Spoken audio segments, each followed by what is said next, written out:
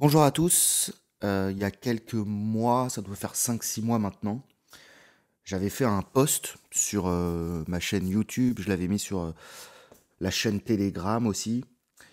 C'était un contexte un petit peu particulier puisque il y avait un moment, c'était la guerre en Ukraine, il y avait des pénuries d'essence, il y avait les rayons des magasins qui commençaient à se vider, il y avait des produits qui manquaient. On nous annonçait d'énormes augmentations du prix de l'électricité, du prix du gaz. Donc c'était un moment un petit peu tendu. On entrait dans l'hiver et donc j'ai fait un post. On en a parlé avec des amis et on a fait une liste de tous les produits à acheter, de tous les produits à posséder chez soi en cas de rupture d'approvisionnement et en cas de problème, tout simplement. Donc c'est pas une lubie de survivaliste fou, hein. Nos grands-parents, euh, qui sont nés dans l'entre-deux-guerres, enfin en tout cas mes grands-parents sont nés dans l'entre-deux-guerres, ils avaient tous un cellier avec des réserves absolument incroyables de bouffe, de nourriture en cas de problème. Donc je vous remettrai ce post peut-être en commentaire de la vidéo pour qu'on voit de quoi je parle, parce que je parle de nourriture, mais il n'y a pas que la nourriture, il y a toutes les choses possibles, imaginables, qui seraient peut-être utiles de posséder. Il y avait des bougies, du savon, des sacs de couchage, des briquets, de l'alcool, des cigarettes, même si vous fumez pas, c'est très bon de posséder ça en cas de crise, parce que c'est une super monnaie d'échange, etc., etc. On avait quand même pas mal réfléchi au sujet. Alors, sur le matos, je peux pas vous faire un retour d'expérience, parce que tant qu'on n'a pas vécu les événements réels, j'ai envie de dire, il y a pas de retour d'expérience à avoir. À un moment, vivre un chaos, voilà, ça se simule pas le chaos, quoi. C'est pas de la survie en forêt, c'est un truc particulier. Donc on peut pas vraiment avoir de retour d'expérience dessus. On peut que imaginer les choses dont on pourrait avoir besoin.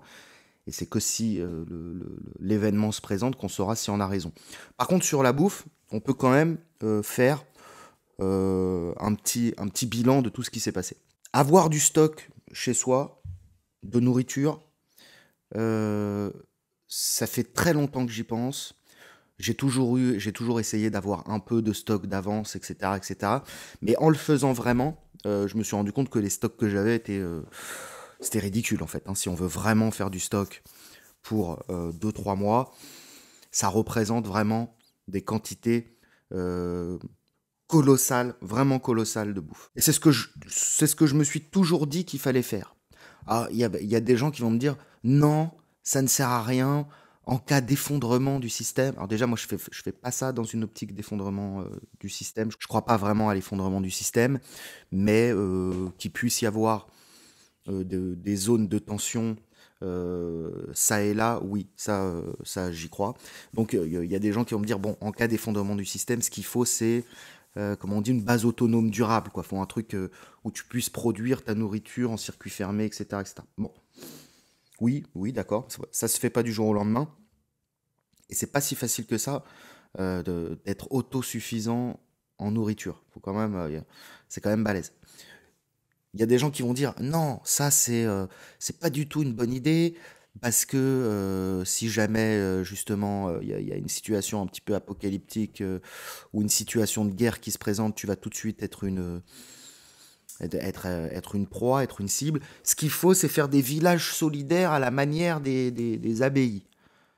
Bon, alors j'entends ça, mais voilà, c'est une question de matériel humain. Va trouver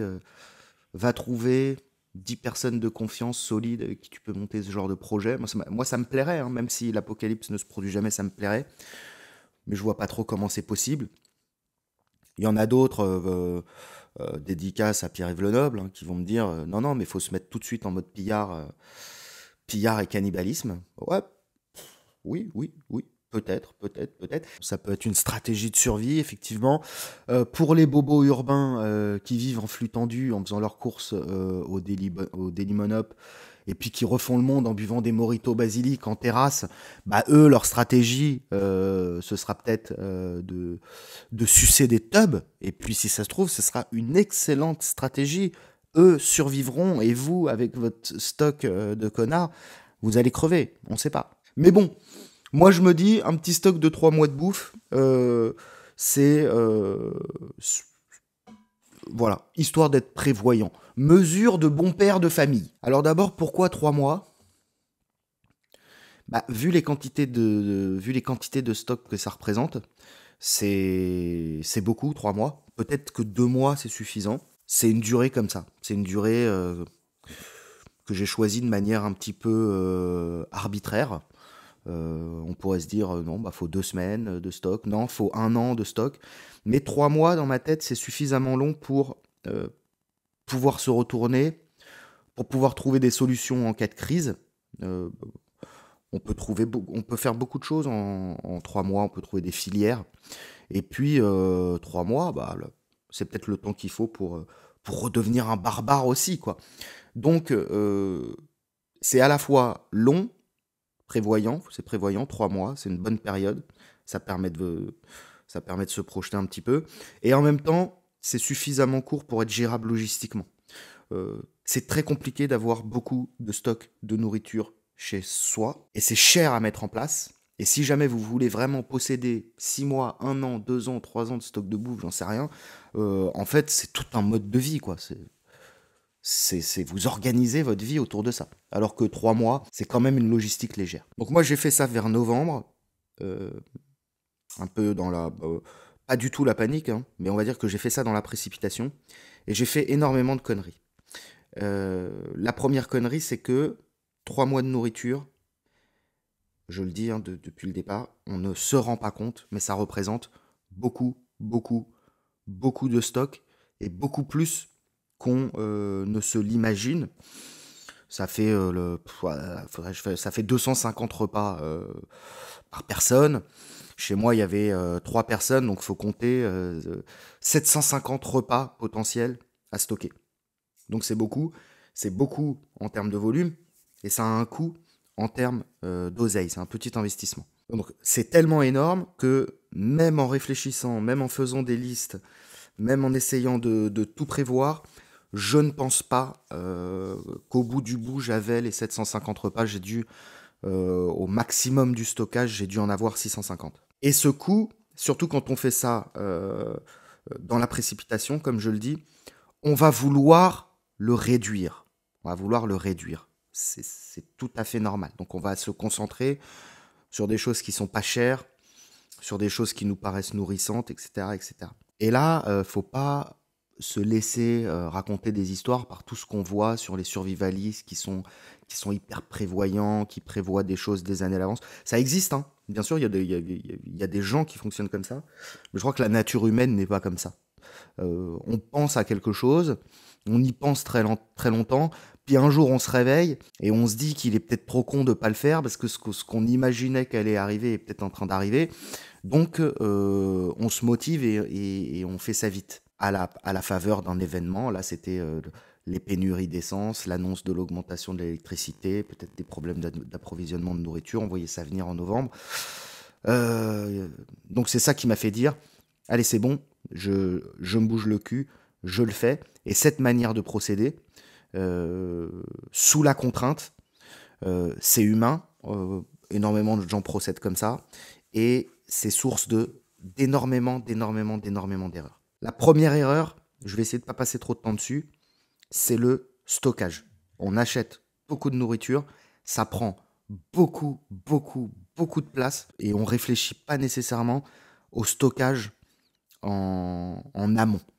Et la plupart des gens, il y a peut-être des gens en campagne qui ont de l'espace, qui ont des celliers aménagés, ce genre de trucs, mais le commun des mortels, particulièrement les gens qui habitent en ville, c'est très important que les gens qui habitent en ville aient un petit peu de stock, et ben, on a peu de place pour stocker. Donc, on fait ça n'importe comment. On en fout sous les éviers, on en fout sur toutes les étagères qu'on trouve, on en met à droite à gauche. Enfin, je vous garantis que en termes de volume, c'est vraiment imposant. L'aliment le plus problématique à stocker, c'est les glucides. C'est les pâtes, c'est les biscottes, c'est les gâteaux, c'est le riz, c'est les patates. Parce que, bon, les boîtes de conserve, ça n'a pas posé vraiment de problème. Les pots en verre non plus, à part que si vous avez trop de pots en verre et que vous n'avez pas de place pour ranger, et il va y avoir quand vous allez vouloir en prendre un, vous allez devoir faire de la manipulation. Donc il y a moyen de casser des choses. Les boîtes de conserve, je vois pas trop ce qui peut leur arriver, à part les mettre au bord de la fenêtre en plein cagnard, à part les soumettre à des gros changements de température. La boîte de conserve, ça craint rien. Par contre, les glucides, c'est fragile. Donc on arrive à la maison avec, je sais pas, 20-30 paquets de pâtes, des dizaines de paquets de biscottes, des gâteaux, des friandises, des paquets de riz.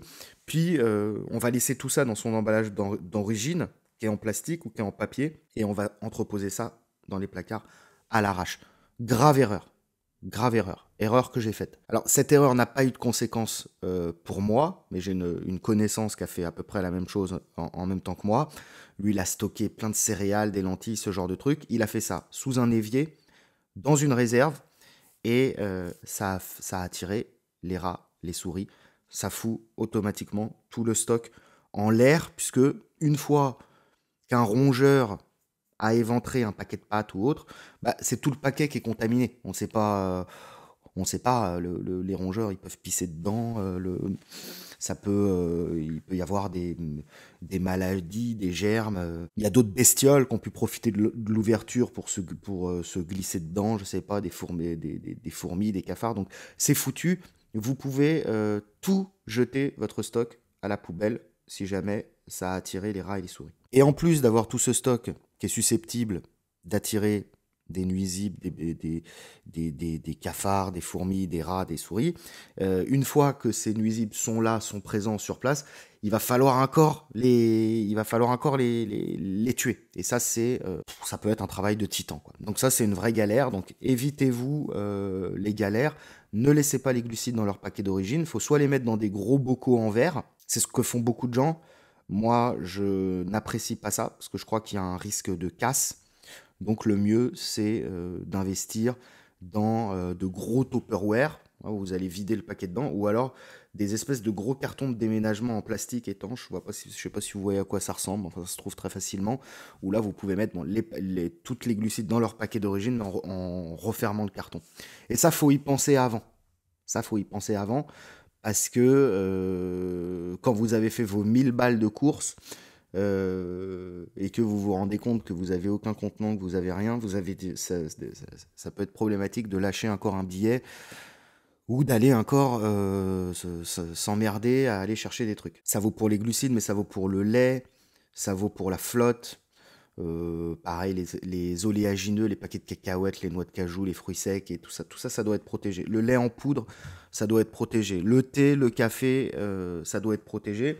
Et puis, voilà, s'il y a un raté sur la nourriture, on se dit, c'est un raté sur la nourriture. Bon, j'ai perdu de la nourriture connement parce que des bestioles en ont bouffé, parce qu'il y a eu un dégât des eaux. Mais dans le message que j'avais mis, il y a des choses qui sont beaucoup plus précieuses que la nourriture. Il y a notamment les médicaments. Les médicaments, vous ne pouvez pas, 3 jours avant que ce soit la merde, aller en acheter comme ça. Ça demande une petite logistique. Il faut avoir des stocks de médicaments chez soi, il faut avoir du tramadol, il faut avoir de l'amoxicilline, des antibiotiques, tout ce que vous pouvez imaginer. Et ça se prépare dans le temps. C'est-à-dire qu'à chaque fois que vous allez chez le médecin, vous racontez n'importe quoi au médecin, vous lui racontez ce que vous voulez, mais vous essayez de vous faire prescrire un truc utile et de le stocker. Et ça, il faut le stocker de manière très consciencieuse. Parce que si jamais le pire se produit, si jamais il y a une rupture d'approvisionnement, si jamais il y a ça, c'est des choses qui vont valoir extrêmement cher. Et ça, vous pouvez le faire quand vous voulez, votre petit stock. Parce que comme ce sont en général des gélules sèches, il y a eu des tests qui ont été faits, même 90 ans après, la molécule est encore active à 99%. Donc ça, c'est des trucs que vous gardez. Le stockage. Ça paraît complètement con dit comme ça, mais voilà, quand on se met en mode autonomie, on a besoin d'énormément d'objets, on a besoin d'énormément de nourriture, et on peut vivre dans des petits espaces, mais même dans des grands espaces, ça peut poser des problèmes. Donc, le stockage, c'est une vraie question. Première erreur, le stockage. Deuxième erreur, est aussi une cause de la précipitation. Quand on constitue un stock de nourriture et qu'on fait ça à l'arrache, un peu comme je l'ai fait, on est en mode Mad Max dans sa tête. On est en mode Ken le survivant, quoi. Et on se met déjà en mode, il n'y a, y a plus rien à bouffer, tiens, il me faut ça, c'est hyper nourrissant, ça c'est bien. Et résultat, on achète n'importe quoi. Parce que on n'a pas du tout la bonne réflexion, on réfléchit pas correctement. Quand vous constituez un stock de 3 mois de nourriture, l'idée c'est que ce stock va tourner. Vous n'allez pas devoir tout bouffer en 3 mois, bien sûr, mais ça veut dire que sur 12-18 mois, tout ce que vous avez acheté va devoir être consommé et va devoir faire l'objet d'un réassort, quoi. Vous allez devoir recharger le stock au fur et à mesure. Donc, tout ce que vous achetez, vous allez l'intégrer à votre alimentation. 1/5, 1/6 de ce que vous mangerez tous les jours va provenir de vos réserves. Et c'est encore plus vrai pour les glucides qui partent plus vite que le reste. Donc c'est énorme, ce que vous achetez, vous allez le manger quoi qu'il arrive. Alors quand vous faites vos courses en mode Mad Max, comme un gros con qui s'y prend au dernier moment, et que c'est déjà l'apocalypse dans votre tête, que vous êtes déjà en mode fin du monde, vous allez acheter des trucs qui sont pas du tout compatibles avec votre alimentation quotidienne. Parce que selon toute vraisemblance, on est quand même bien d'accord, la fin du monde n'aura pas lieu. On fait ça en prévision, mais il y a 99,9% de chances que qu'il se passe rien, qu'il y a rien. Évidemment, hein, si demain le ciel nous tombe sur la tête, comme disaient nos ancêtres les Gaulois, si demain il y a une vraie pénurie, qu'il n'y a plus rien à bouffer pour de vrai, on va être hyper content d'avoir des énormes boîtes de haricots blancs Lidl. On sera hyper content d'avoir des boîtes de cassoulet top budget. J'ai même envie de dire, si vous avez des boîtes de canigou, des boîtes de pâté pour chien, mais en temps de guerre, vous avez ça, vous êtes heureux. Mais en temps pas de guerre, vous n'êtes pas heureux. Donc, vous vous retrouvez avec de la bouffe dégueu que vous allez devoir manger quand même. Vous allez devoir manger en famille, quoi. Vraiment, c'est vraiment un truc de loser. Et si vous vous résignez pas à faire ça, c'est des trucs que vous allez gâcher. Donc, je vais vous montrer typiquement le genre de bouffe qui va vous dégoûter à vie et qui a toutes les chances de vous rester sur les bras. Donc il y en a un là je sais que je le mangerai jamais, sauf si la guerre éclate, bien sûr. Là je le mangerai, mais en temps de paix je le mangerai jamais. C'est la grosse boîte de haricots Lidl, c'est les Fayot. Alors effectivement, en termes nutrition, prix, voilà, ça coûte rien du tout, c'est hyper nourrissant. En temps de guerre, c'est vraiment formidable. En temps de paix, vous mangez ça, vous avez envie de pleurer. Et si vous en avez pris 10 boîtes, voire plus, vous allez juste avoir envie de crever. C'est immonde, ça plâtre le bide, ça fait lâcher des grosses caisses hardcore. Et voilà, quand tu manges ça, ta vie, c'est trop de la merde. En plus, comme on achète beaucoup de bouffe et qu'on veut faire des économies, on a tendance à prendre des boîtes énormes, parce que ça coûte moins cher. Donc là, c'est une boîte, je sais pas combien ça pèse ce truc, 800 grammes. 800 grammes de Fayot.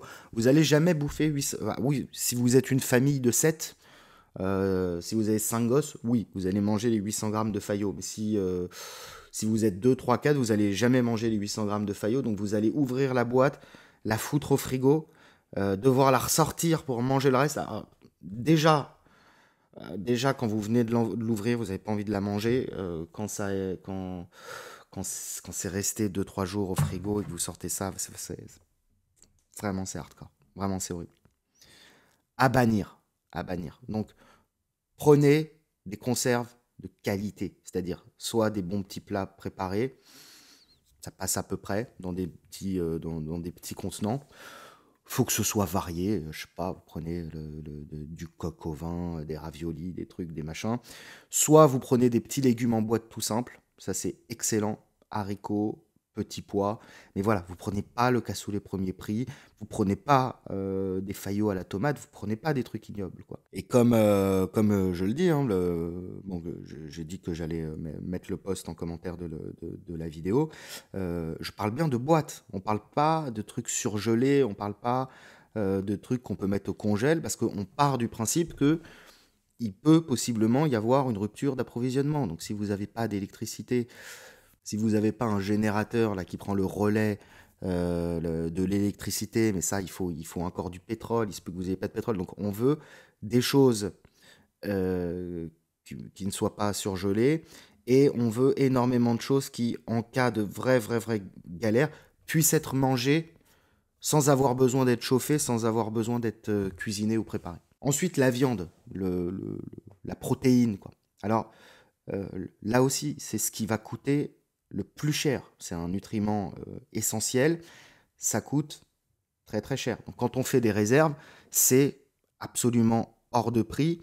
Les maquereaux, les sardines, le saucisson, on peut prendre des œufs, ça reste raisonnable, mais on va dire que tout ça, ça chiffre très vite. Donc, qu'est-ce qu'on va faire? On va être tenté d'acheter de la merde pour faire du stock. Grave erreur, encore une fois. C'est quoi la viande la moins chère? Là, ce que je vais vous sortir, je sais que je ne le boufferai jamais.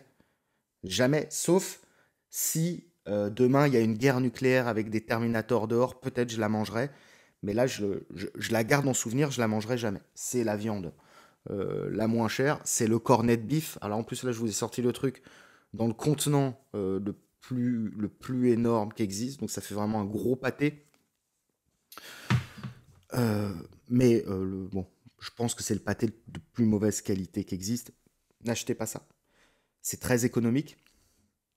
Effectivement, on donnait ça aux soldats dans les tranchées, on mettait ça dans la ration des soldats, on donnait ça à des prisonniers hein, dans les goulags ou dans les camps de concentration, peut-être. Donc le soldat ou le prisonnier, il était peut-être très content d'avoir son cornet de bif, mais vous n'allez pas être content d'avoir votre cornet de bif. Pas du tout. C'est incroyablement dégueulasse. Je vais vous dire, je suis pas quelqu'un de difficile. Hein. Je suis pas douillet. Je peux manger à peu près n'importe quoi. J'ai des goûts même très spartiates, hein, mais le cornet de bif, c'est vraiment au-dessus de mes forces. C'est pour la petite histoire, ma mère, elle a un chat qui est malade. C'est un chat, il a des crises d'épilepsie. Enfin, c'est un pauvre chat, quoi. Et elle lui achète du gourmet gold, parce que voilà, faut qu'il mange des bonnes petites choses, quoi. J'ai pas poussé le vice jusqu'à comparer le gourmet gold et le cornet de beef, mais je peux vous dire, rien qu'à l'odeur, rien qu'à le regarder, j'ai pas goûté parce que j'ai un petit blocage psychologique à bouffer du mou pour chat, mais je peux vous dire que c'est 10 fois meilleur que ça. 10 fois meilleur que ça. J'en ai mangé une petite sur des biscottes que j'ai réussi à terminer, j'étais pas tout seul. La deuxième, c'est une grosse boîte qu'on a ouverte. On en a mangé peut-être le quart. Le reste, on l'a foutu dans un papier d'alu au frigo. Personne n'a jamais eu le courage de ressortir le papier d'alu du frigo.